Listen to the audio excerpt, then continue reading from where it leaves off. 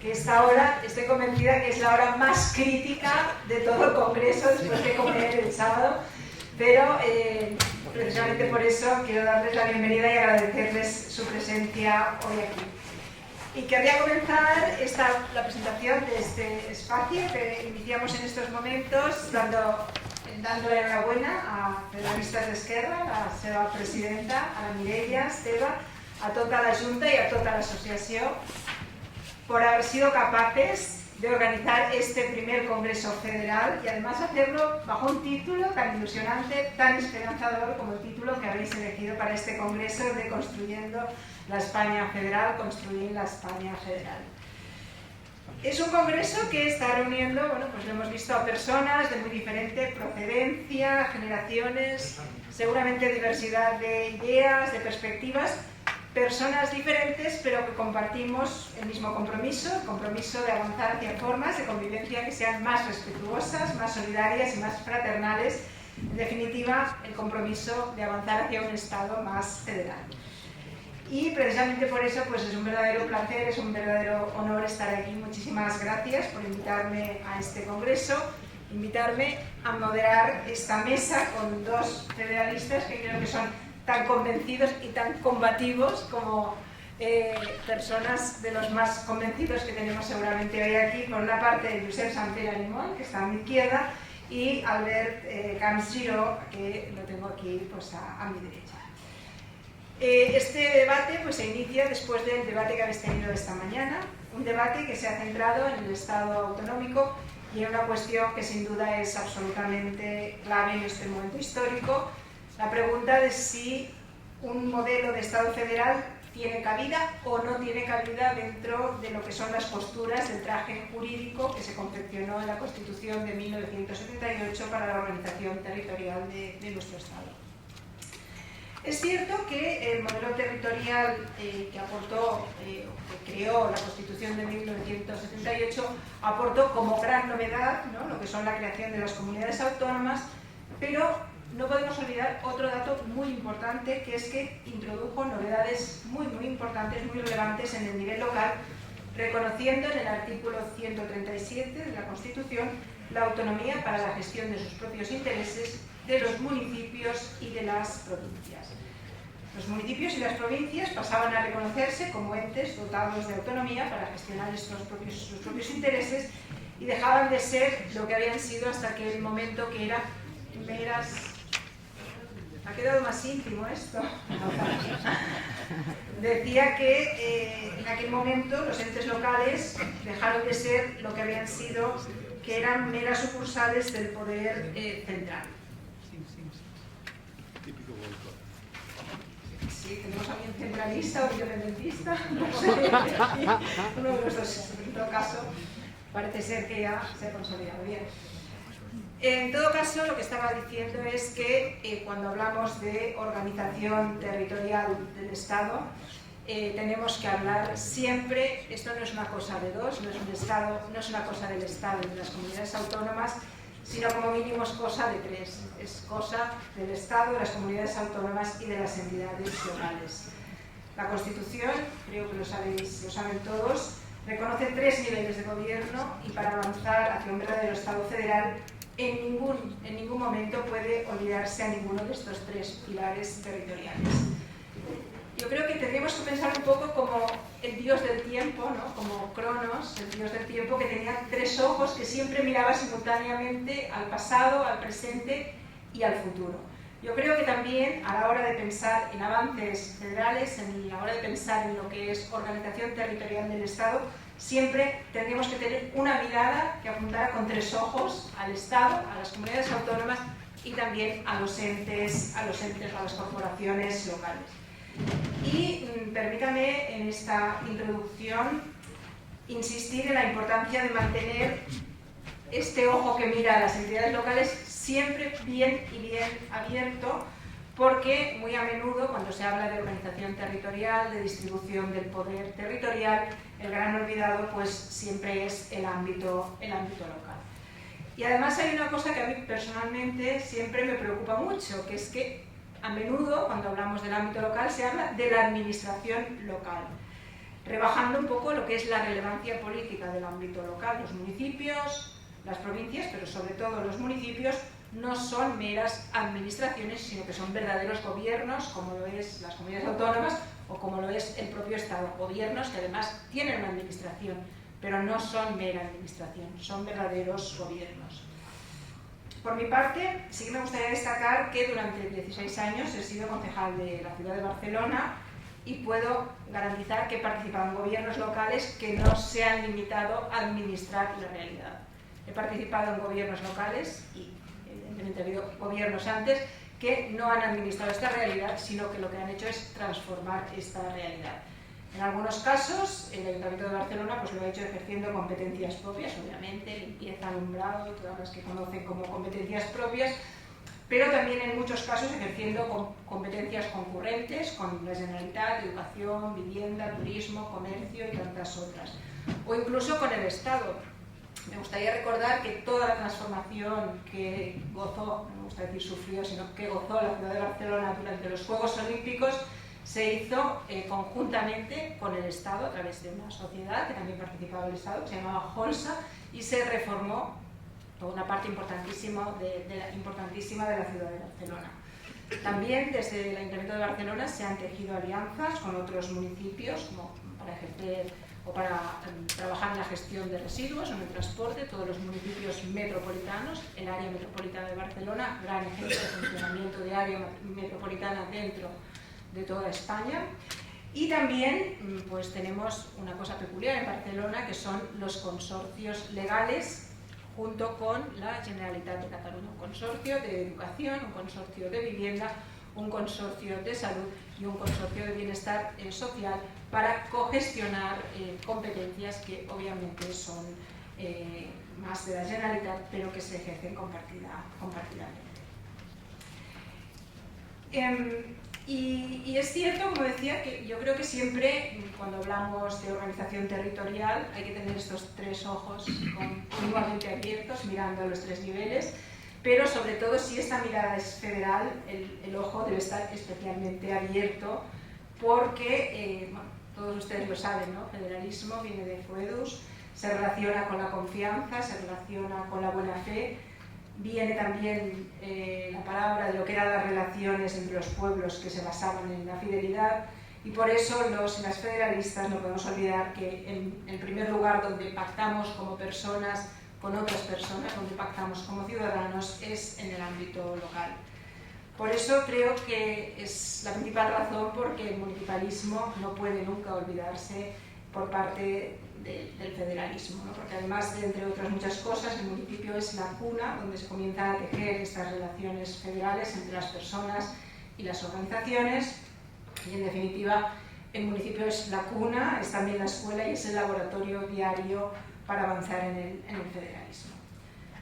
Creo que tenemos una suerte, que es que Federalistas de Esquerras lo ha tenido siempre presente, esta mirada municipalista.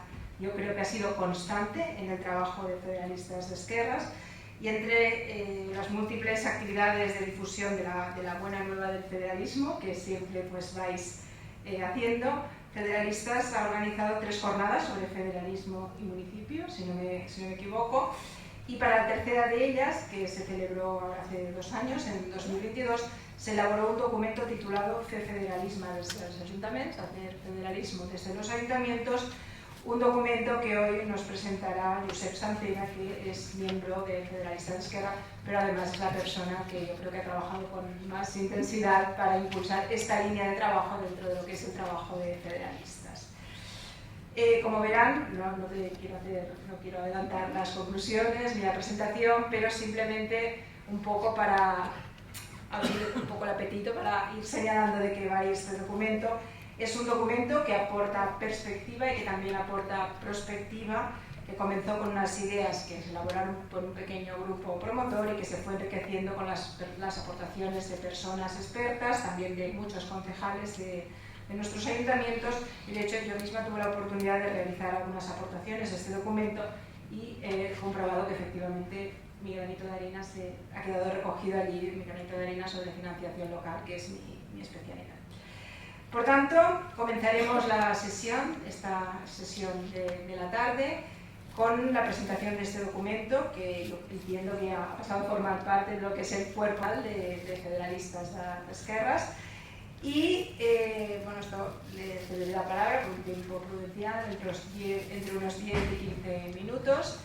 Y luego, aparte de la doctrina, tenemos la suerte también de tener ejemplos prácticos de cómo el FOEDUS se ha hecho realidad en el ámbito local y ha dado resultados muy, muy positivos. Así contaremos con una segunda ponencia, en este caso a cargo de Albert Camps, que nos explicará desde su experiencia y desde su conocimiento directo 2 casos de éxito de cooperación entre municipios, de cooperación municipal para prestar 2 servicios absolutamente claves como son el saneamiento de aguas residuales y la gestión de residuos domésticos. Nos hablará del caso del Consorci de Sos Tordera y del caso del Consorci per la gestió de residus del Vallès Oriental. I sense més, doncs ja li passo la paraula al Josep perquè això, en un temps prudencial de 10-15 minuts doncs, ens exposi què és aquest document, com es va forjar i sobretot quines són les principals conclusions respecte al federalisme i municipi que hi ha. Gràcies.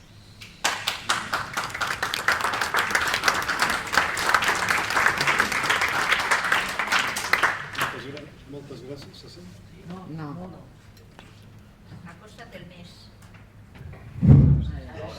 Muchas gracias, Montse, y muchas gracias a todos por dedicarnos esta parte del día difícil. Bien, ya ha explicado Montse el origen de este papel. Federalistas de Esquerras desde el principio intentó, por lo menos algún tiempo, dedicarlo al tema municipal, a ver qué se podía hacer desde los municipios, y en relación a los municipios se hicieron 2 jornadas sin documento, y a la tercera pues bueno, conseguimos este documento, que es un primer documento que lo tendrán todos ustedes a disposición junto con los demás documentos del Congreso. Lo que vamos a hacer aquí simplemente es resumir el contenido de este papel. Cabe recordar que ha participado en él mucha gente, y yo quisiera recordar el trabajo de Alfons Martinell, que fue el que cargó con el trabajo de recibir todas las aportaciones y intentar darle a todo una estructura comprensible. Bien, ¿por qué hicimos esto? Porque, como decía Francesc Trillas, nuestro compañero, no habrá un día D o un día F del federalismo, como pensaban nuestros amigos independentistas que habría el día de la independencia. El federalismo no, y se irá construyendo paso a paso, lentamente, y en este paso a paso y en este hechos diversos, el federalismo desde los hechos, hemos dicho también, bueno, pues el trabajo que se puede hacer desde los municipios tiene su importancia. Y además la pedagogía, la cultura que se puede ir impartiendo desde este nivel, y el trabajo de ejemplificación también de las ventajas de un trabajo en este sentido. Bien, el papel tiene 3 partes. En la primera parte se habla de principios y valores federalistas aplicables al caso. La segunda parte habla de los problemas y disfunciones que detectamos en la administración y el gobierno municipal, y el tercero, pues algunas propuestas que avanzamos, algunas teóricas y otras más prácticas, que creemos que se pueden ir implementando. Principios y valores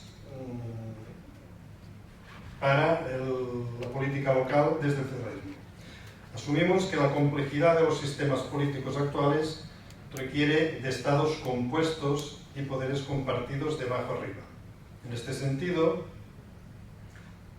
de abajo arriba, lo más abajo, digamos, es el individuo, y el individuo organizado en comunidades que acaban siendo municipios.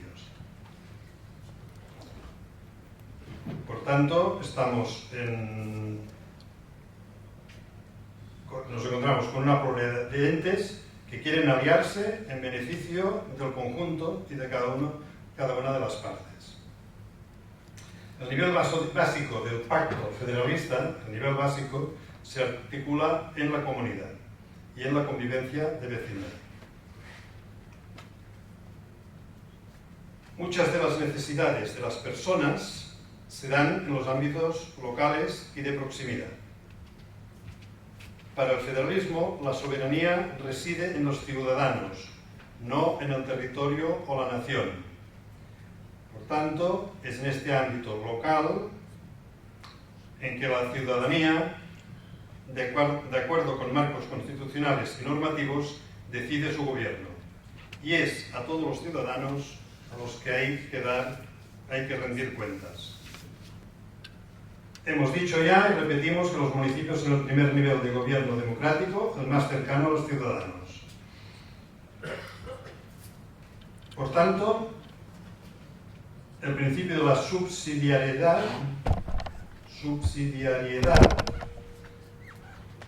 es el que nos debe regir para que la solución o respuesta a los problemas o necesidades se dé en el nivel más cercano a la ciudadanía, o bien en aquel donde sea más eficiente su acción. El municipio, la ciudad, es el lugar en el que se plantean con mayor claridad los problemas fundamentales de la sociedad actual. Desde la contaminación, por ejemplo, la integración de comunidades diversas, la defensa de las identidades, la construcción de mecanismos democráticos innovadores, etc. Esto se da prioritariamente y en primer lugar en los municipios, en las ciudades. Y además, como lo recordaba Joan Botella hace ya mucho tiempo, la mitad de la población mundial vive en ciudades. Por tanto, es una importancia creciente.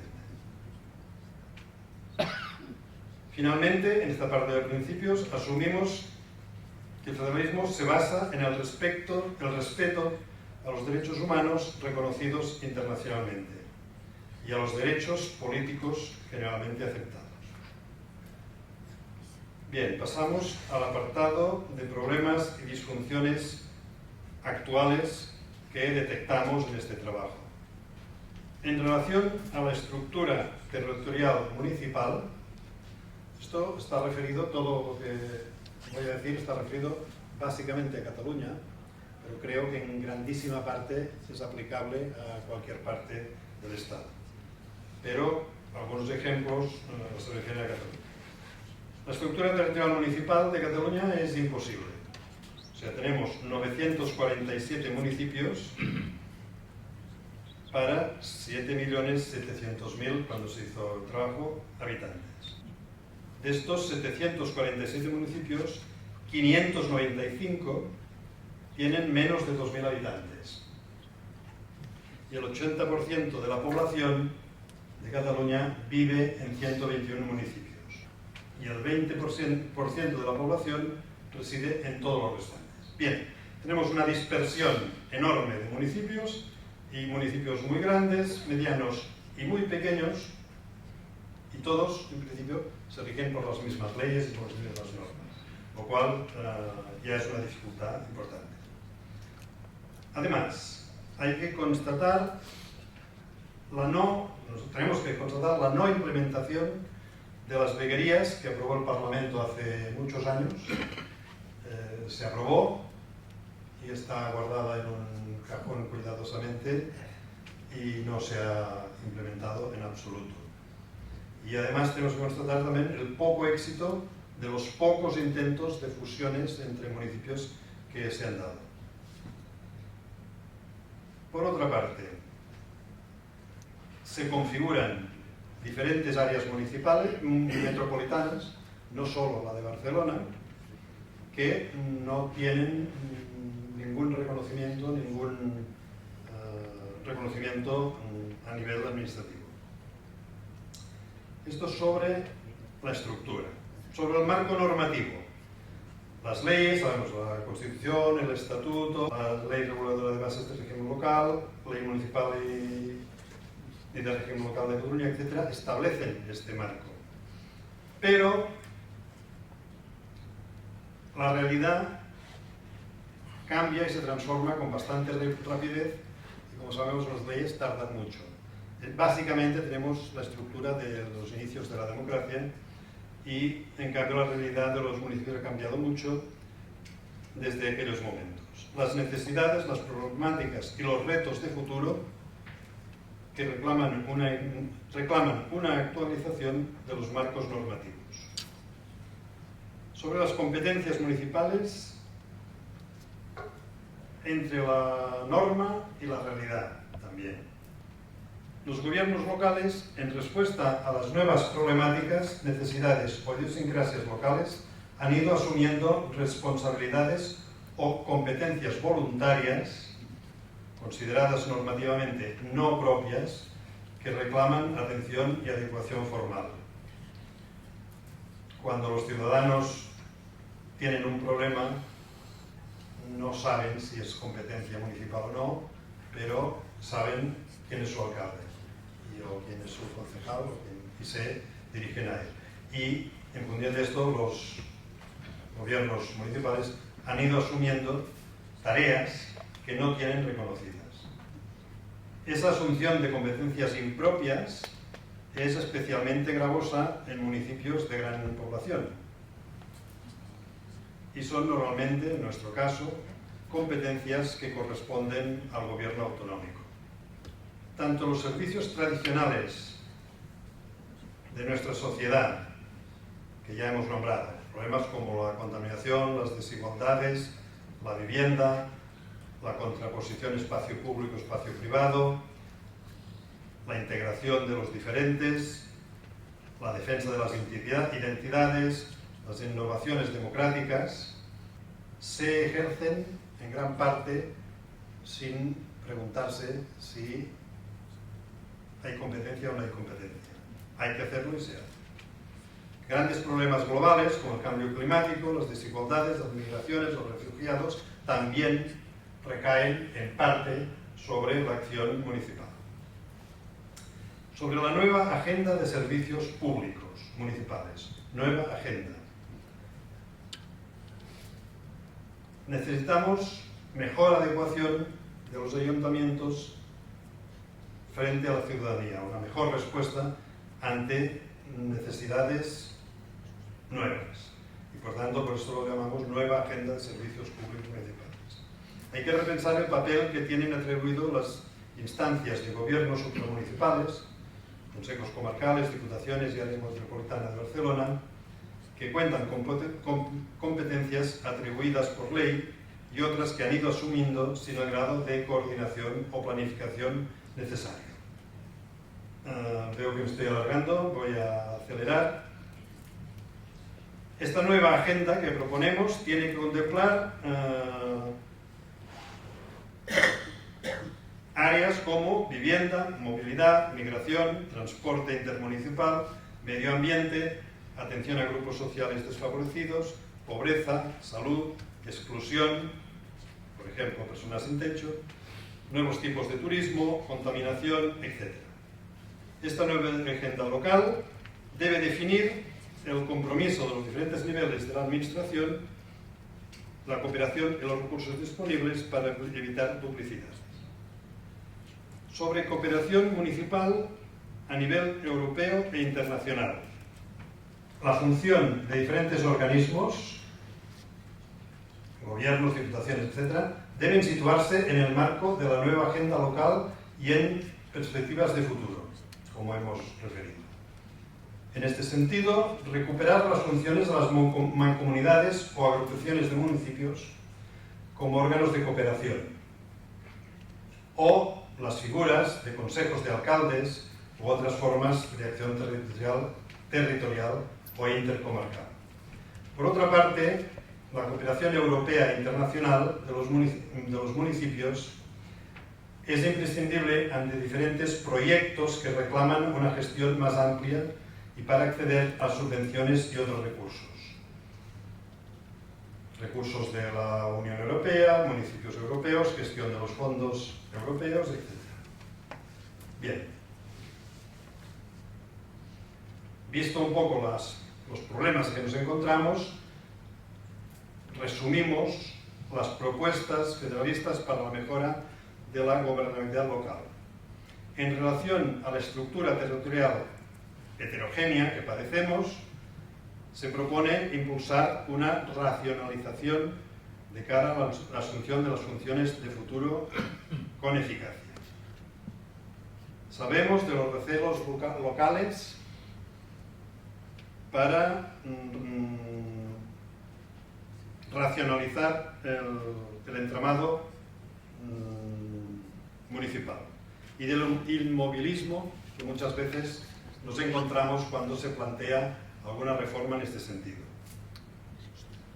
En relación con el marco normativo y de competencias, revisar la legislación municipal de acuerdo con las nuevas necesidades de los municipios. Adecuar las competencias de los municipios a la nueva agenda de servicios que hemos definido. Incorporar sistemas de planificación en todos los ámbitos competenciales. Propugnamos incorporar sistemas de planificación en todos los ámbitos competenciales. Todo ello manteniendo el principio de autonomía para evitar la dependencia de niveles superiores o cierto paternalismo que a veces se detecta en los gobiernos superiores. Estas subvenciones anuales renovadas, pero siempre con necesidad de renovar para servicios que son fijos, llevan al paternalismo. Y eso en realidad va contra la autonomía local. Para todo ello, la financiación y la fiscalidad deben responder también a estas necesidades.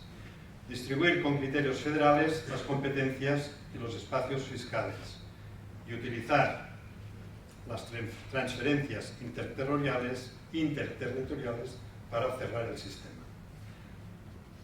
Revisar el equilibrio sobre el gasto público entre el gobierno central, las comunidades autónomas y los municipios. Al principio de la transición se decía aquello de 50% al gobierno central, 30% a las autonomías, y 25% a las autonomías y 25% los municipios. Claro, en esas cuentas nos olvidamos de la seguridad social. Por tanto, eso evidentemente no funciona. Bien, en este momento, de todas formas, el 14% que en estos momentos administran las comunidades, los municipios, apenas se ha movido desde el inicio de la democracia. Estamos anclados en el 14% y de ahí no hay forma de subir. En cambio, las comunidades autónomas sí que han disparado su nivel de financiación. Bien, esta financiación tiene que ser en base a atributos propios, para los cuales el municipio tiene que tener capacidad de decisión hasta un cierto límite y tiene que participar también en los ingresos del Estado y de las comunidades autónomas para hacer frente a las necesidades de la población. En relación a los derechos fundamentales y la participación ciudadana, proponemos fomentar las cartas municipales de derechos fundamentales de acuerdo con la Declaración Universal de los Derechos Humanos y los derechos económicos y sociales y culturales y derechos civiles y políticos. Bien, el tema es introducir en el nivel municipal las cartas de derechos fundamentales. Establecer sistemas de participación ciudadana desde los niveles de barrio hasta los consejos municipales generales y en concreto los consejos económicos y sociales también. En relación a una mayor eficacia municipal, proponemos mejorar los sistemas de transparencia y comunicación de los ayuntamientos para superar las dificultades de acceder a la información. Avanzar en los sistemas de mediación y resolución extrajudicial de conflictos, tanto entre la propia como entre la ciudadanía y la administración. Resolución extrajudicial de conflictos. Fomentar una revisión de diferentes procedimientos y reglamentaciones que llevan a una burocratización a veces innecesaria y excesiva. Establecer sistemas de evaluación de la calidad de los servicios municipales y de rendición de cuentas a todos los niveles. Y en relación a la cooperación municipal y las áreas metropolitanas, proponemos fomentar la cooperación municipal ascendente desde los ayuntamientos, contando con las mancomunidades o agrupaciones de municipios. Prever sistemas de gobernabilidad específicos en las áreas metropolitanas más allá de la de Barcelona. Hemos dicho que se han configurado nuevas áreas metropolitanas que no tienen ningún reconocimiento legal y práctico. Aceptar que muchos problemas y servicios públicos en manos de los ayuntamientos no se pueden resolver sin una amplia cooperación entre los diferentes niveles administrativos y también entre municipios. Revisar la cooperación intermunicipal con las diputaciones provinciales y los consejos comarcales, evitando el excesivo uso de las subvenciones anuales para servicios básicos. Ya nos hemos referido a ello. Y finalmente, en relación a las relaciones europeas e internacionales, proponemos también fomentar una mayor presencia y participación de los ayuntamientos en las relaciones europeas y en la cooperación con otros municipios de la Unión en redes europeas existentes o a crear. Reclamar la participación municipal en los debates y aportaciones a temas de futuro de la Unión Europea que tengan repercusión local. Y finalmente, participar en redes de ciudades que promuevan la cooperación a nivel internacional, como por ejemplo ciudades educadoras, alcaldes por la paz o ciudades por el clima, entre otras que podríamos citar.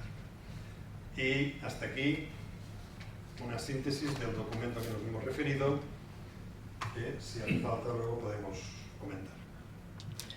Muy bien, pues muchísimas gracias. Es cierto que es un ejercicio complicado, ¿no? Tanto trabajo conseguir resumir el resumen, ¿no? Que es lo que había aquí, ¿no? De toda la ponencia. Pero bueno, en cualquier caso creo que ha quedado claro, ¿no? Toda la estructura, el planteamiento y sobre todo las propuestas, que verdaderamente pues es lo que nos interesa de una manera muy especial aquí y ahora, ¿no? Y decía que junto con la doctrina pues también tenemos la parte práctica, ¿no? Entonces, hemos dejado poquito tiempo, ¿eh? Albert, nos hem echado una mica de temps, pero bueno, en cualquier caso, sí que entre estos 15 minutos que hemos hablado, creo que entre 10 y 15 minutos tienes para podernos explicar todos estos años de experiencia de trabajar de manera cooperativa, mancomunada, estos servicios a través de dos consorcios que creo que pueden definirse claramente como casos de éxito. Adelante.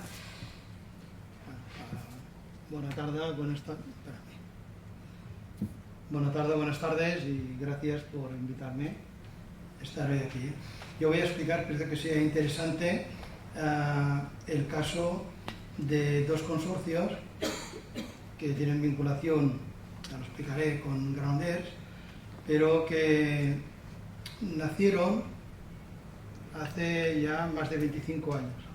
Y el tiempo es un valor para valorar lo que se hizo igual contracorriente en algunos lugares hace ya algunas décadas, ¿eh? Y vale la pena que hoy en 2024 miremos y hagamos balance y reconozcamos toda esta aportación, ¿no?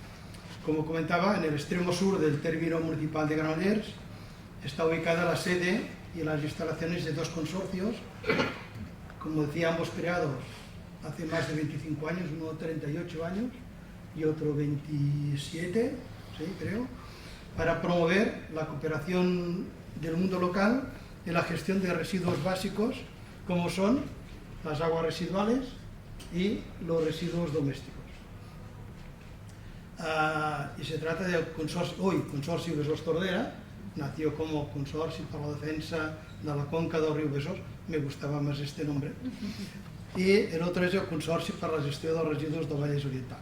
Bueno, y he participado en los dos como concejal de Granollers durante cierto tiempo, y los dos tenían en común el ceder competencias municipales para la creación de estos nuevos organismos de carácter supralocal. O sea, cedo para juntarme con otros, para mejorar y prestar mejores servicios a los ciudadanos.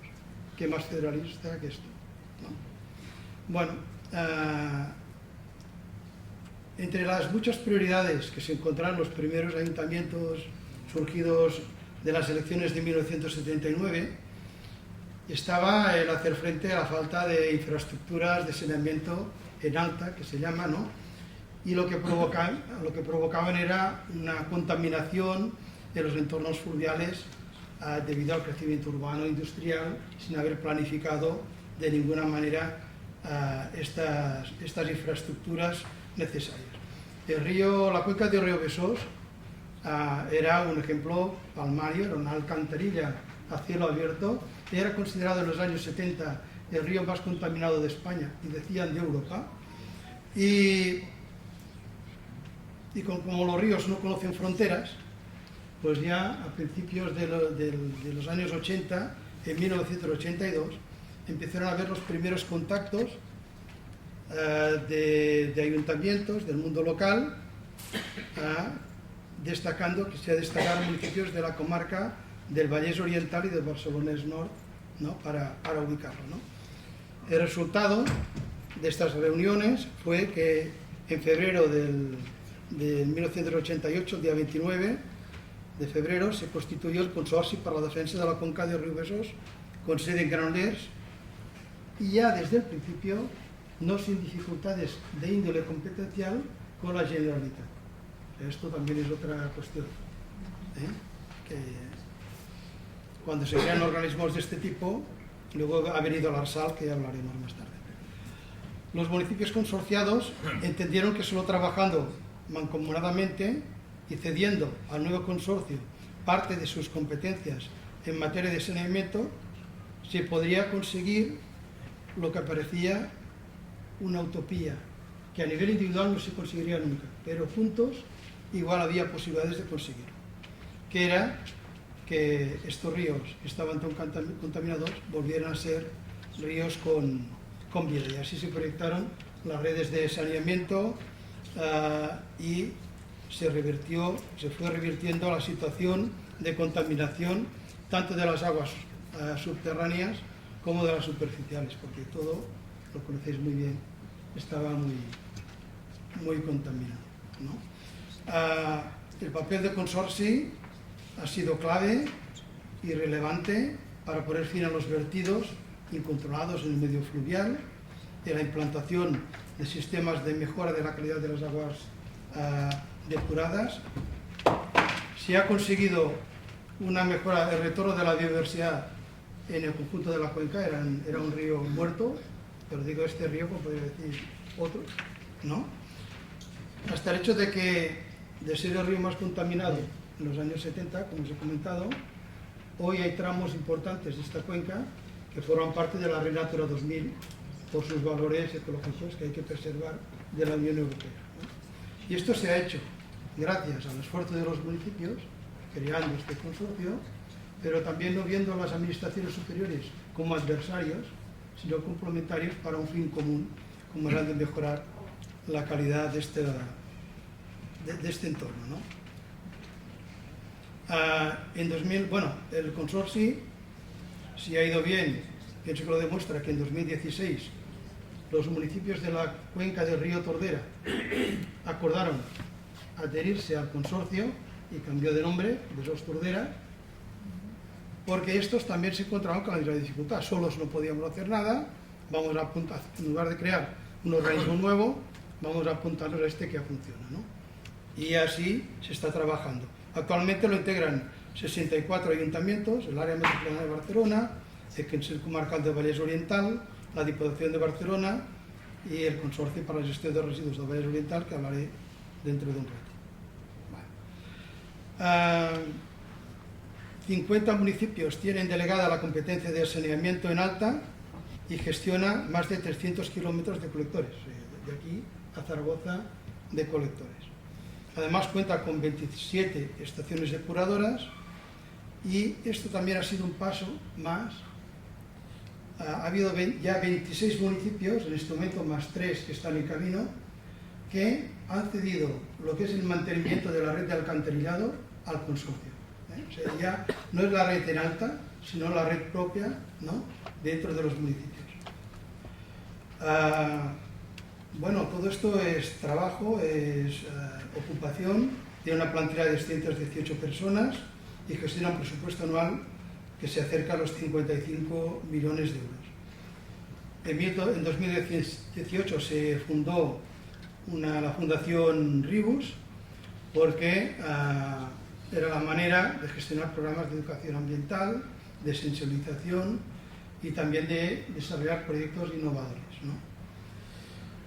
Proyectos de futuro que tienen, bueno, uno que se ha ido trabajando desde hace, me acuerdo, 8 años atrás y que nadie hacía mucho caso, pero era el plan de aprovechamiento del agua regenerada. Y ha tenido que venir una sequía para rescatar todo este plan y darnos cuenta que esto consorcio tiene esta visión también estratégica de futuro y esto también me parece muy relevante. O sea, nos movemos ahora y el consorcio se movió hace ya bastante tiempo atrás, ¿no? O bien el plan de mejora que tiene de las depuradoras porque cada vez el agua sea de mejor calidad y haya mejor vida en el entorno fluvial. Y luego otro tema que entroncará con el otro consorcio, que es que hemos pasado del concepto residuo. Las depuradoras tienen un fango que hay que tratar y es un problema. Este residuo se ha visto que es una oportunidad para generar energía. Entonces tenemos una materia prima muy importante de alto valor energético. ¿Para qué? Para elaborar, fabricar energía eléctrica o bien, como me referiré después, también a biometano y con ello inyectar a la red de gas natural de origen fósil un gas de origen doméstico con un proyecto de economía circular.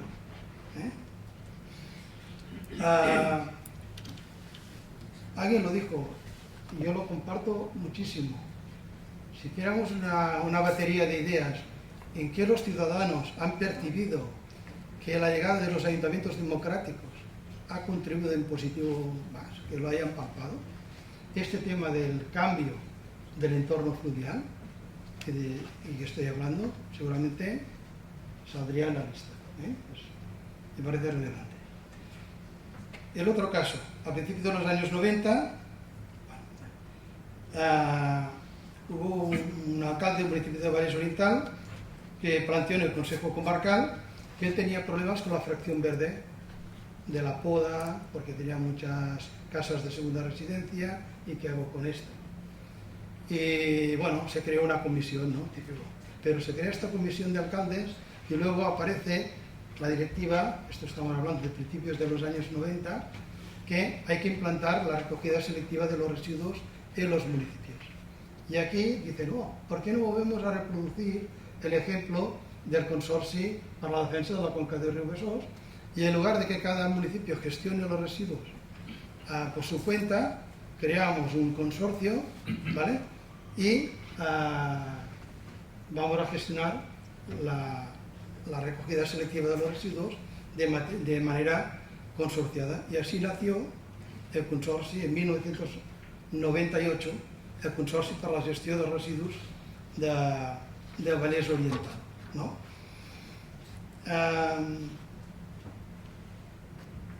Que es una cosa relevante. La comarca del Vallès Oriental eran 43 municipios, pero teníamos un municipio como Granera que tenía 50 habitantes y luego estaba Granollers que tenía 50.000 largos, ahora tiene 64.000.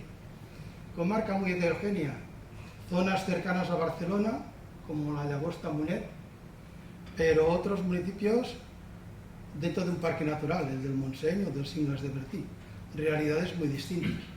Pero se acordó que fuera municipio pequeño o municipio grande, todos tendrían las mismas condiciones y todos tendrían el mismo precio, con lo cual coste, con lo cual hay los mismos servicios.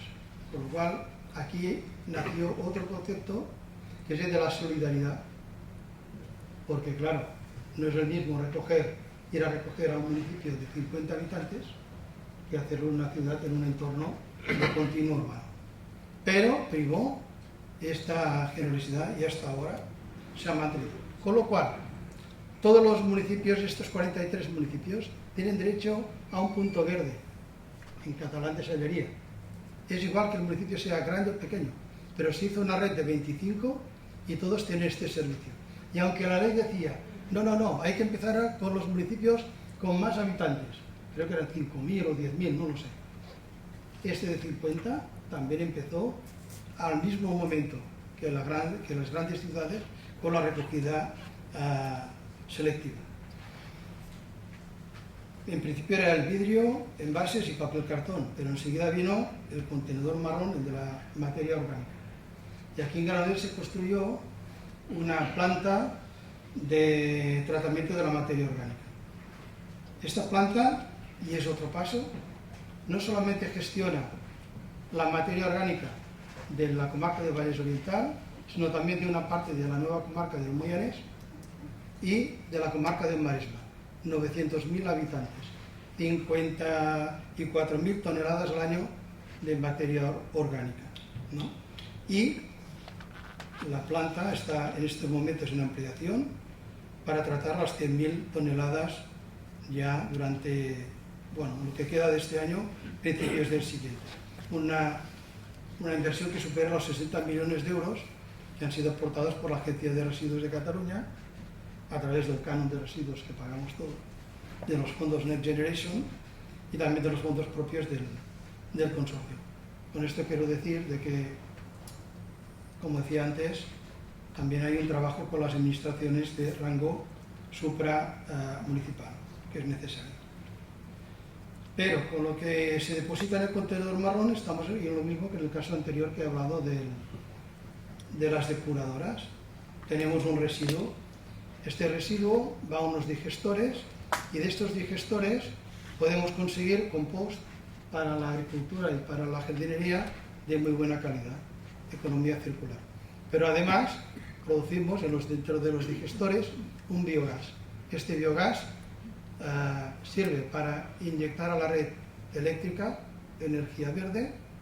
El año pasado el consorcio ingresó 600.000 euros al año en concepto de venta de electricidad, no estamos hablando de poco, pero también con otro proyecto para inyectar, como comentaba, este biogás, transformarlo en biometano e inyectarlo a la red de gas natural.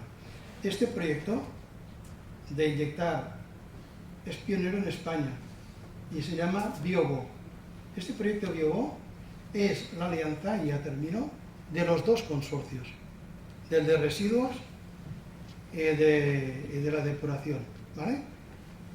Porque los dos tenían un residuo que se podía convertir en biometano. Bueno, lo que se inyecta a la red de gas natural ya hoy es el equivalente a 4.000 hogares.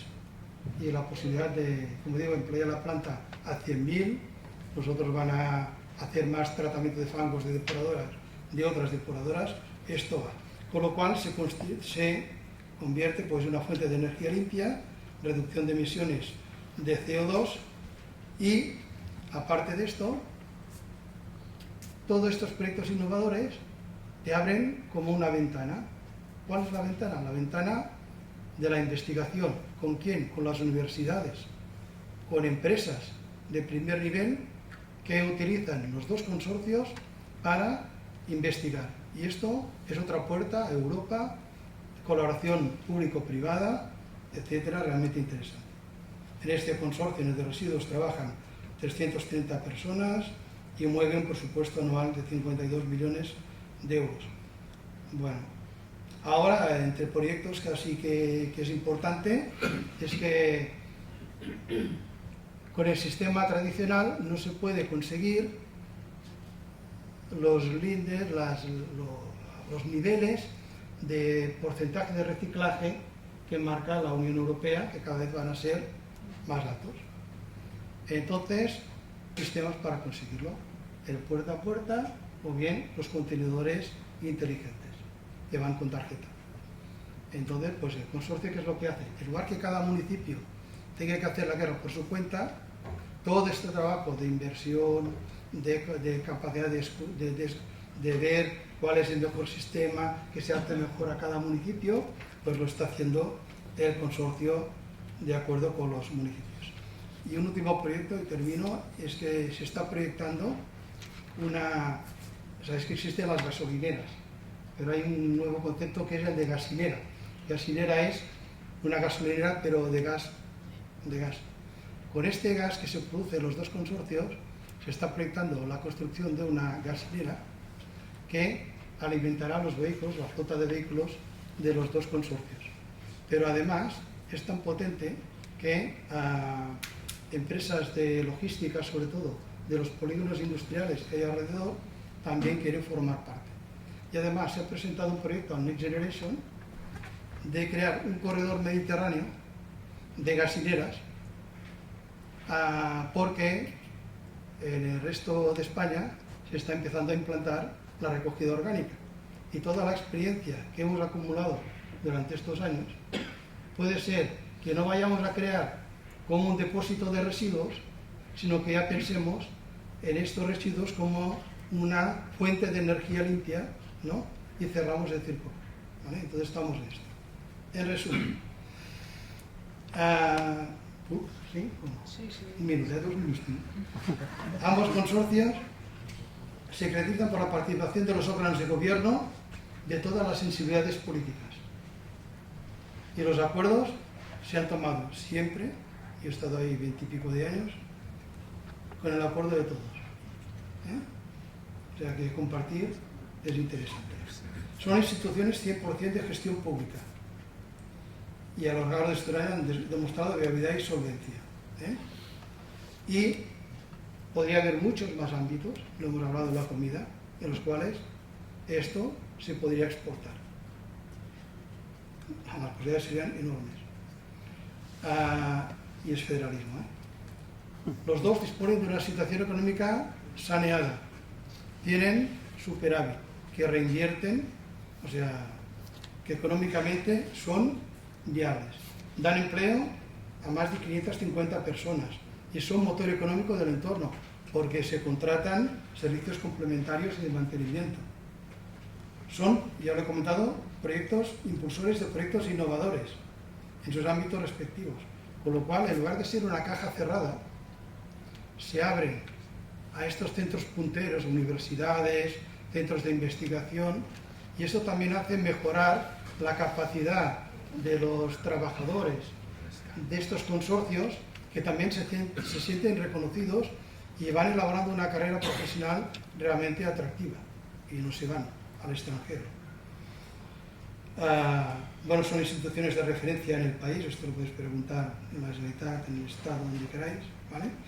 Y han sido capaces de generar, como he comentado antes, sinergias de colaboración conjunta, como el proyecto Biobó, pero además están trabajando ahora en uno con el Ayuntamiento de Granollers, porque encima de un antiguo vertedero de 4 hectáreas, o sea, no poco, donde se depositaron residuos durante los años, hasta los años 80, pues se tuvo que clausurar este antiguo vertedero porque estaba contaminando todas las aguas de los pozos y del río. Se clausuró, es espacio inerte, y en su superficie, en lugar de consumir territorio, suelo agrario, ¿no?, que tiene valor, por este terreno que es inerte de 4 hectáreas, pues encima se ha proyectado una planta solar que dará energía para el autoconsumo de estos dos consorcios, ¿no?, de acuerdo con el Ayuntamiento de Granollers. Todo esto que comento, me he olvidado de una cosa, que esto ya me lo preguntaréis o no, pero por cada uno de estos aspectos, como siempre, esto de que digo es verdad, pero siempre hay amenazas. Y un político o un gestor siempre hay que tener muy en cuenta las amenazas.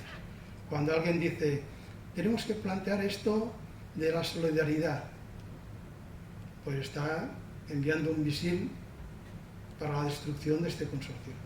Porque este consorcio o es solidario o no es consorcio. ¿Me explico? y esto lo plantean algunos.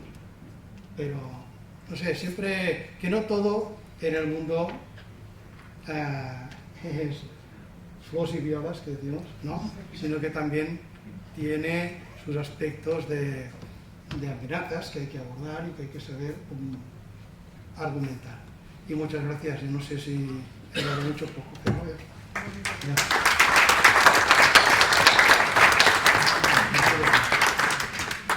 Pues muchísimas gracias, Alder. Creo que ha sido muy interesante conocer de primera mano y con tu experiencia todo lo que se ha construido durante estos años.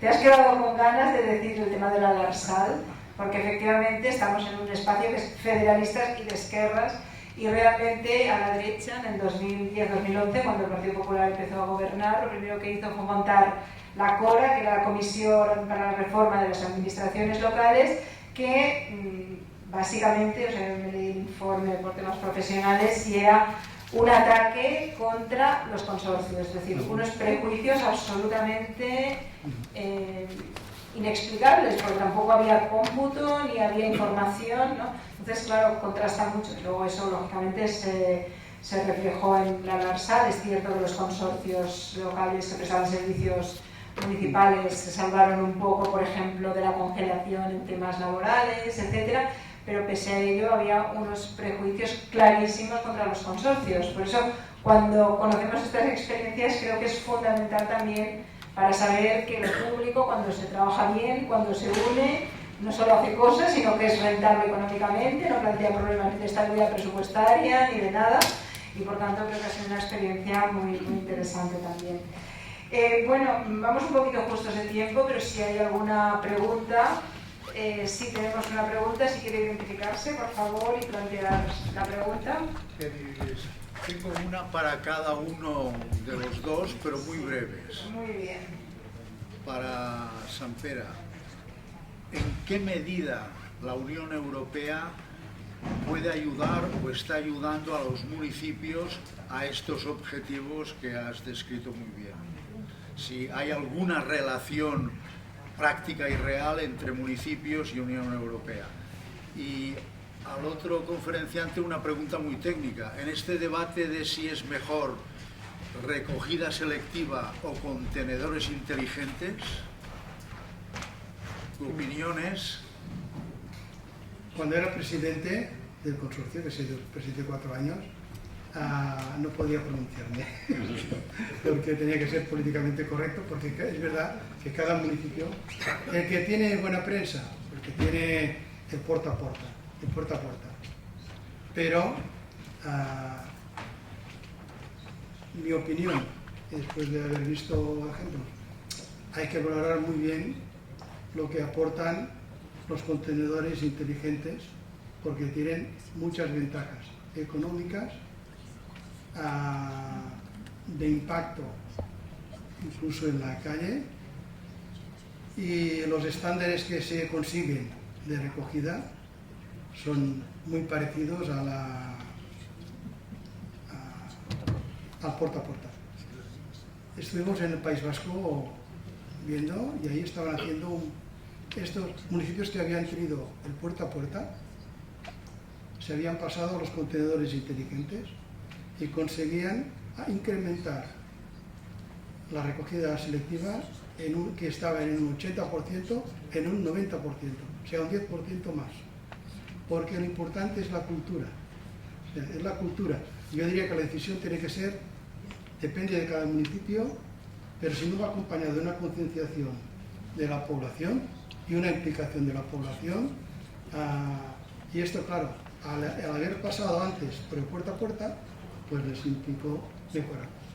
Yo en mi ciudad, en Granollers, no tengo ninguna duda, contenedores cerrados, ciudad compacta, con edificios plurifamiliares, pues ha habido un municipio de más de 20.000 habitantes que ha implantado puerta a puerta en la comarca, y la verdad es que están sufriendo. Pues muchas gracias. Temi, la verdad es que para responder a fondo tu pregunta no lo conozco, no estoy preparado. todas formas, si estuviera Ruiz de Deza por aquí, que me parece que seguro que nos podía decir más cosas. De todas formas, a ver, la Unión Europea son oportunidades. Son oportunidades para el que se lo trabaja. Cojamos solamente el ejemplo de los fondos Next Generation. Muchos municipios, grandes y pequeños, han obtenido fondos para diferentes necesidades. Por ejemplo, rehabilitación de viviendas. Bueno, hay fondos en los que conozco, sobran fondos. Es decir, hay más fondos que lo que la gente pide, porque, por ejemplo, los bloques de pisos tienen que ponerse de acuerdo si quieren cambiar todas las ventanas y tal, tienen que ponerse de acuerdo, no es fácil, pero hay muchas facilidades. Es decir, te ayudan a hacer el proyecto, te asesoran y te subvencionan. Y eso crea mucho trabajo también. Rehabilitar bloques de edificios climáticamente, por ejemplo, aporta mucho. Bueno, eso es perfectamente posible porque se está haciendo en muchos sitios. Y municipios grandes y pequeños lo pueden hacer. La Unión Europea está interesada en tener en los municipios, creó una red, que no me acuerdo ahora sus siglas, no me acuerdo cuáles son, que pretende que los electos de todos los municipios sean una especie de corresponsales con la Unión Europea y que transmitan sus conocimientos. Yo veo que el compañero se lo sabe. Sí, efectivamente lo conozco, porque yo también a través de una página, efectivamente funciona. Ahora la Unión Europea lo que quiere tener es ese contacto directo con los municipios y coger necesidades. Es verdad que, como tú muy bien acabas de decir, los proyectos que vienen a los municipios pues son proyectos muy puntuales por parte de la Unión. Y otros que llegan, pero no llegan a través directamente al municipio, llega a través o de la comunidad o llega a través de las diputaciones, por lo cual vienen muy encorsetados y dejan muy poca capacidad a los ayuntamientos. Y con eso conecto con lo que tú decías, suscribo totalmente ese decálogo que ha hablado sobre las necesidades de los municipios. Hasta ahora los municipios son considerados como las administraciones pobres, tanto del gobierno central como de los gobiernos autonómicos. Y lo que está ocurriendo efectivamente es que el ciudadano, ante la cercanía que tiene, es el alcalde, y viene a pedirte a ti soluciones para cosas que no tiene ni competencia ni presupuesto. Y ahí está, y tienes que apartártela. Por eso es muy bueno ese decálogo que has dicho, que tú muy bien has expuesto y que ha hecho Federalista de Esquerra, que creo que se puede aplicar a cualquier municipio. Yo he sido alcalde del municipio de Atarfe, un municipio de la área metropolitana de Granada con 21.000 habitantes, y lógicamente la gente viene a ti a que le resuelvan los problemas. Y necesitamos una redefinición de las competencias, porque los ayuntamientos son entidades del Estado también, como cualquiera, con sus competencias, y por tanto necesitamos, primero, que eso esté plasmado en la ley, y segundo, la financiación correspondiente para resolver esos temas. No me quiero extender. Bueno, queda claro que cuando un federalista no tiene muy claro lo que tiene que decir, porque no lo conoce bien, otro federalista le soluciona la papelera. No, y lo que decía, efectivamente, eso que ha venido para resolver el edificio, para arreglarlo climáticamente, a nosotros nos llegó, pues, creo que eran 5 millones de euros de la Unión, y no pudimos llevarlo a cabo. ¿Sabes por qué? Porque como era por escuadra, el follón de los vecinos unos querían, otros no, y al final tuvimos que desistir de eso. Bueno, pues un federalista ayuda, y en este caso una federalista os corta porque me están diciendo que a las 5:30 tenemos que acabar, y por tanto, pues siento, habría que hacer una cosa antes, como me dice la presidenta. Por tanto, muchísimas gracias a todos por la participación y sobre todo por